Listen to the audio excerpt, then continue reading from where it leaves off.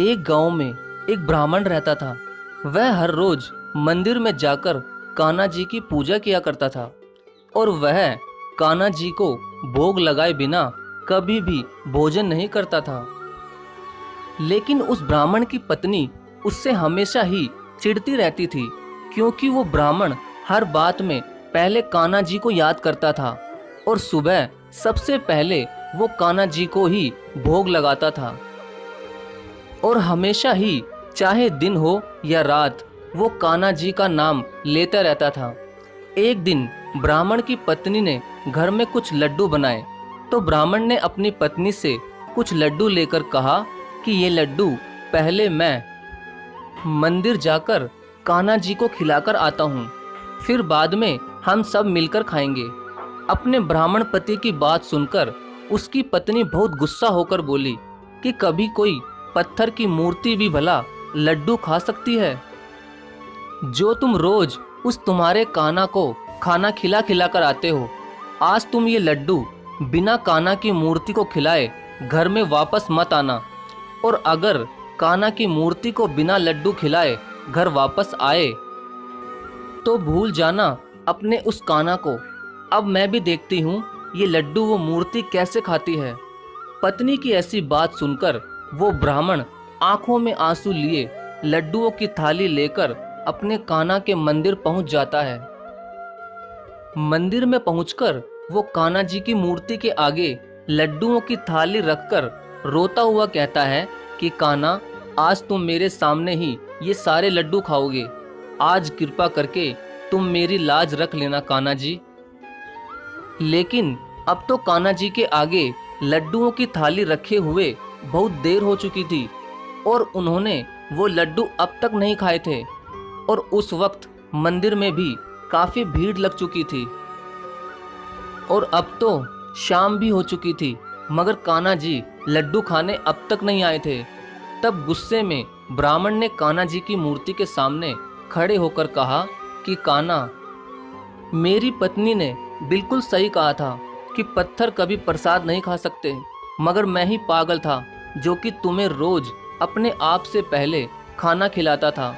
और ये कहकर वो लड्डुओं की थाली लेकर घर जाने लगता है। तभी रास्ते में उस ब्राह्मण के सामने एक पुराने कपड़े पहने एक बड़ी आंखों वाला सुंदर सा बालक खड़ा होकर कहता है कि जरा रुको ब्राह्मण, मुझे एक लड्डू तो देते जाओ, मुझे बहुत भूख लगी है। तभी वो ब्राह्मण उस बालक को लड्डू देने से मना करके आगे जाने लगता है।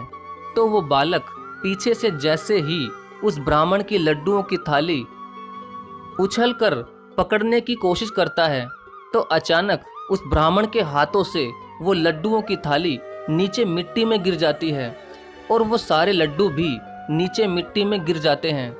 तभी वो ब्राह्मण उस बालक से बहुत ज़्यादा गुस्सा होते हुए कहता है कि तुम्हारी ही वजह से ये सारे लड्डू मिट्टी में गिर गए हैं, अब तुम ही खा लो ये सारे लड्डू।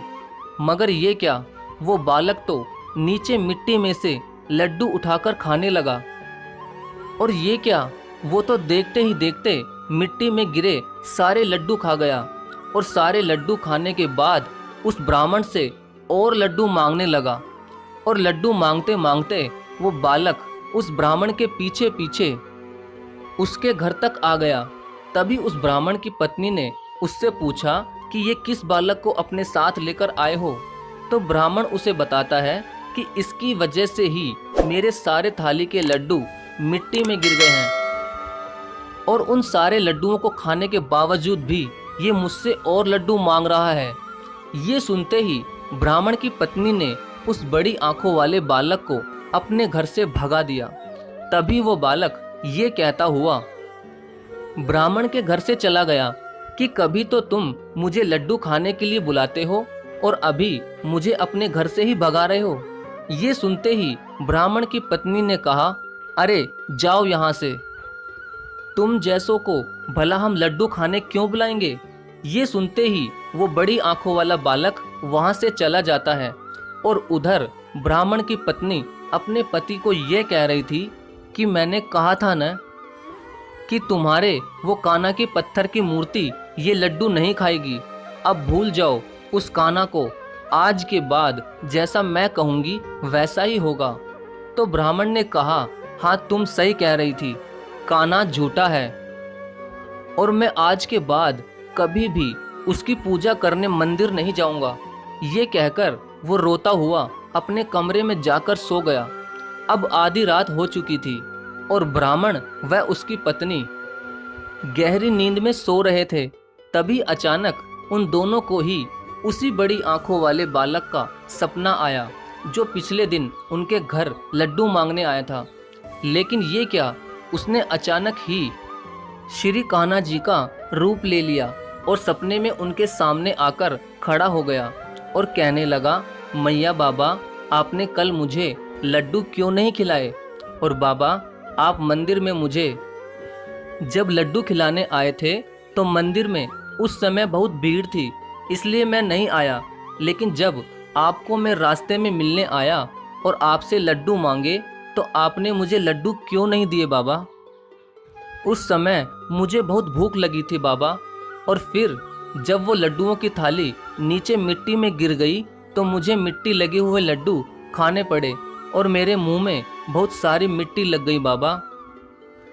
कान्हा की ये बात सुनकर ब्राह्मण सपने में बहुत फूट फूट कर रोने लगा और कहने लगा, प्रभु मुझे माफ़ कर दो, मेरी ही वजह से आपको वो मिट्टी लगे हुए लड्डू खाने पड़े और मैं भी कितना मूर्ख हूँ जो कि मैं आपको पहचान नहीं पाया।